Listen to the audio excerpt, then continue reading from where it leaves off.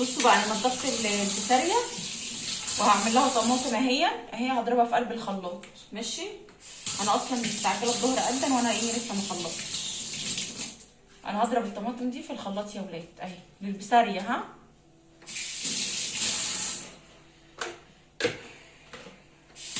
حلوه انت وهي. ها، بصوا بقى خليكم معايا. اللي هو والله انا زهقت، التليفون كل شويه يفصل. وادي التوم، وعلى التوم بتاعك اخرجي عود الكزبره. انا كزبره، ها، مش شبت ولا بقدونس، كزبره خضراء.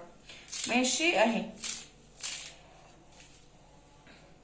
وبعد كده دق التوم والكزبره في قلب الهون، وعليهم شويه بقى كمون، شويه كزبره، اللي يريحك. ايه اللي انت تحبي حطيه، والله مش هيقول لك لا. هروح ادقهم بقى عشان مش وجع دماغكم بالهون بتاعي، وارجع لكم تاني. بصوا بقى، انا دقيتهم اهوت في الهون اهو، خليته ناعم، الكزبره والثوم، ما حطيتش حاجه تاني. وجبت بقى صينيه اهيت عشان هعمل فيها البساريه. بصي اهي، هحطها على البوتاجاز. خليكم مركزين، انا اصلا مش مركزه والله، الواحد متلخبط خالص. انا لما بتاخر شويه في الغدا خلاص بحس ان انا متوتره، عندي توتر. اهو حطيتها الحمد لله. وانزلي قلب اختك بالطماطم. انا فرمت الطماطم في الخلاط، مش عصرتها على ايدي اهو.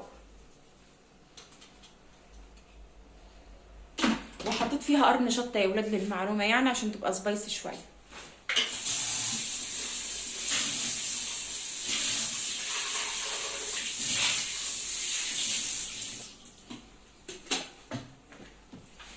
بصوا بقى اهي البساريه، طبعا نضفتها زي ما قلت لكم وغسلتها كويس قوي، غسلتها يعني فوق ما تتخيلوا.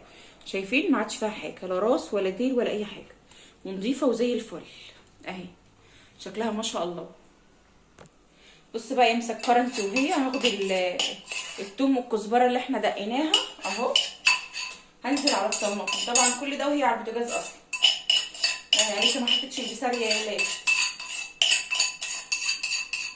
في ناس بتعرف تعملها الطريقه دي وفي ناس ما بتعرفش، اللي ما جربهاش يجربها. انا عارفه انها تعجبه والله، لان فعلا طعمها حلو قوي. عايزه تقليها براحتك اللي يريحك، بس طريقتنا النهارده انها تتاكل بالعيش. وقلبي بقى ده كده في الطماطم.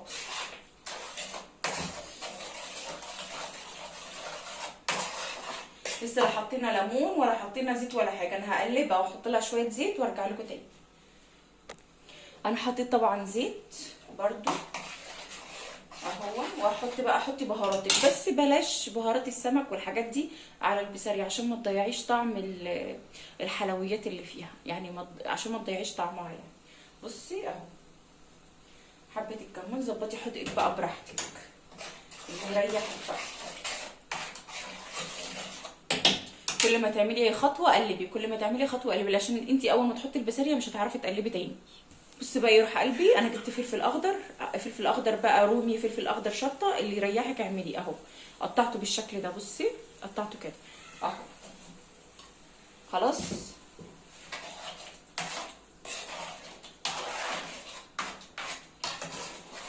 اهو، وقلبته.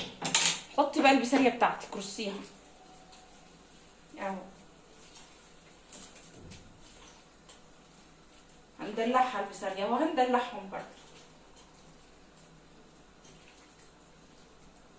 رصي بقى البسارية بتاعتك، وبعد كده ايه وبرده جبت ليمون اهوت. هبتدي بقى انا رصيت البسارية في الصينيه، انتوا شايفين شكلها اهي. هبتدي بقى اعصر الليمون. هي قلب اختك انت وهي اهي شكلها بعد ما ترص في الصينيه. اعصري بقى الليمون عليها كده اهو. لو حطيتي قشره لو رميتي دي كده في قلب البسارية هتمرر معاكي. ماشي، الخطوه دي ما تعمليهاش. اعصري الليمون بس، شيلي البذر منه وروحي جايه عصره زي حالاتي كده. هي سهله يا ولاد، هي بس مقرفه بس والله في تنظيفها بس اللي بياخد وقت بجد. يعني لو انت جيرانك ولميتي جيرانك يعني، ولميتي اخواتك وعيلتك كلهم بخليهم ينضفوا معاكي البسارية. بجد هي ممله قوي في التنظيف. عصري الليمون اهو. الحمد لله بتغلي. طبعا هتتاكل بالعيش، ها، مش بالرز، بالعيش على طول. هنجيب لها عيش سخن بقى ونضرب صينيه البسارية دي اهو. شايفين يا حبايبي؟ البسارية خلصت اهي، شكلها جميل وطعمها اجمل والله. وقالت برضو طبق بتنجان اهو، وعملت له دقه وظبطته عشان ايه؟ يفتح النفس كده برضو جنب البسارية. والبسارية طعمها حلو قوي، عايزاكم تجربوها وما تنسونيش في الكومنتات بتاعتكم الحلوه. واشوفكم ان شاء الله في فيديو جديد.